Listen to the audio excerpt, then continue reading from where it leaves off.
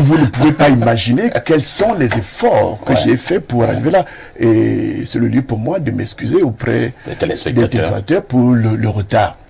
Permettez-moi par l'occasion de dire ma révolte face à ce que j'ai vécu ce matin. La ville de Yaoundé en ce moment est paralysée. Parce que le président de la République est en train de partir en Chine. Mais mon Dieu, j'ai envie de dire qu'il parte, qu'il ne revienne plus. Oh là là, c'est excessif là. Écoutez. Nous accueillons également un professeur d'université, professeur Nkonvondo. Bonjour.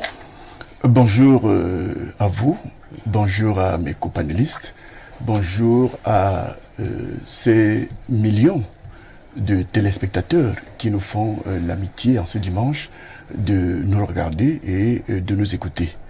J'espère que les débats que nous aurons sur ce plateau permettront que leur antenne soit suffisamment éclairée.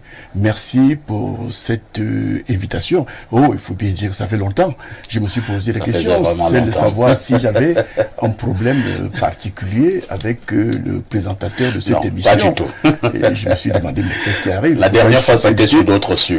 Voilà, donc je suis là et vous voyez bien qu'une fois que je suis invité, je me présente sur nous vous accueillons également avec un large sourire. Vous ne pouvez pas imaginer quels sont les efforts que j'ai faits pour arriver là. Et c'est le lieu pour moi de m'excuser auprès des téléspectateurs pour le retard. Permettez-moi par l'occasion de dire ma révolte face à ce que j'ai vécu ce matin. La ville de Yaoundé en ce moment est paralysée.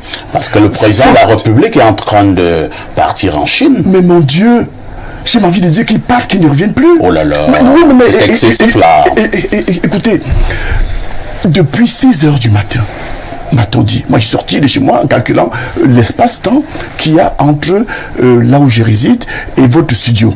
Je me suis dit, avec les embouteillages, en 25 minutes, j'y serai. Mais je peux vous dire que je viens de faire près de 4 km à pied parce que la ville est paralysée. Et je peux vous dire que j'ai été transporté par une moto, un motocycliste, mais ce monsieur, ce qu'il m'a dit, je ne peux pas. Les motos, je les connais parce que je les prends même à niveau de Ngaoundé où je réside. Donc, j'ai été très à l'aise.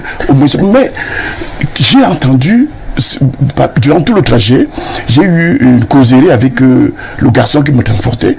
Il a dit des choses horribles que je ne peux pas reprendre sur ce plateau. C'est la révolte.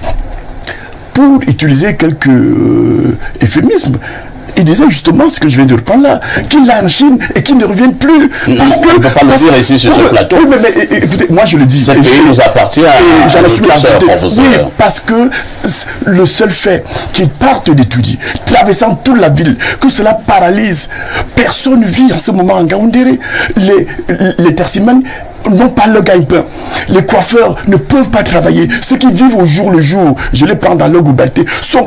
Mais, monsieur Biya, qu'est-ce que cela vous coûte de partir du palais d'Etoudi, prendre l'hélicoptère et arriver simplement à l'aéroport, sans perturber qui que ce soit? Oui, ailleurs, pour des raisons sécuritaires. Le parcours qu'emprunte le chef d'État est sécurisé.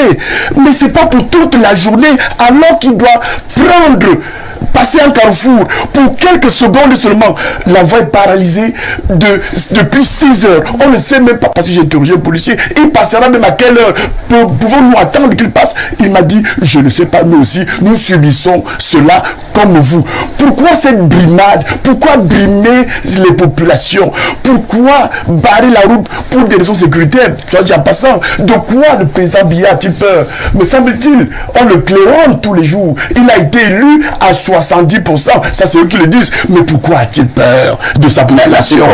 Pourquoi ne veut-il pas que les populations ne voient pas? Parce que la dénonciation est passée. Oui, je voulais donner ce coup de gueule pour dire vraiment vivement que cela passe. Et nous avons bon espoir parce que nous croyons en Dieu. Il faut le dire, que tout ce qui a un début a une fin. Population de Yaoundé, continuez à souffrir avec ce président. Mais la fin n'est pas pour longtemps.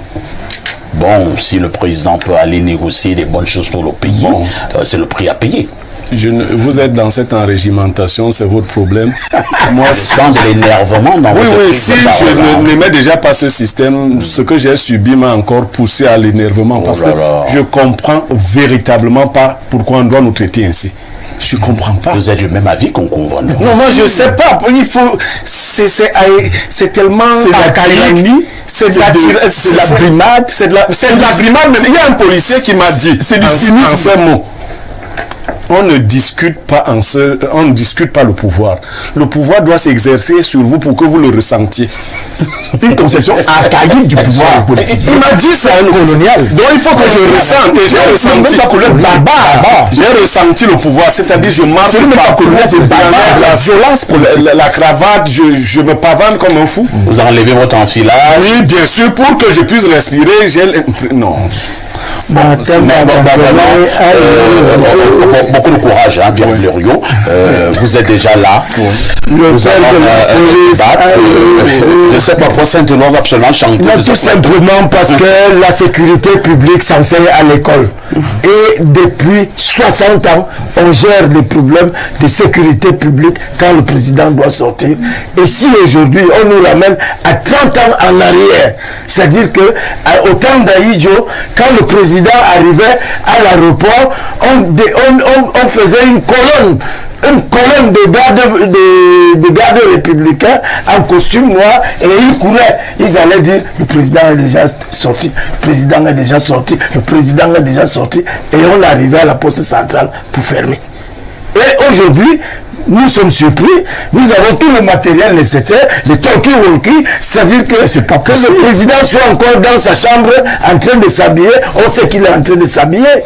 Et les populations sont terrorisées parce qu'ils sont...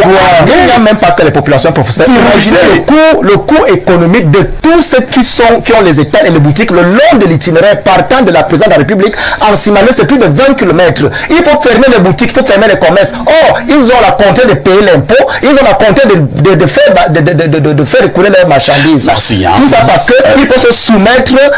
Je n'ai pas envie de dire. Chers amis, on a compris votre énervement.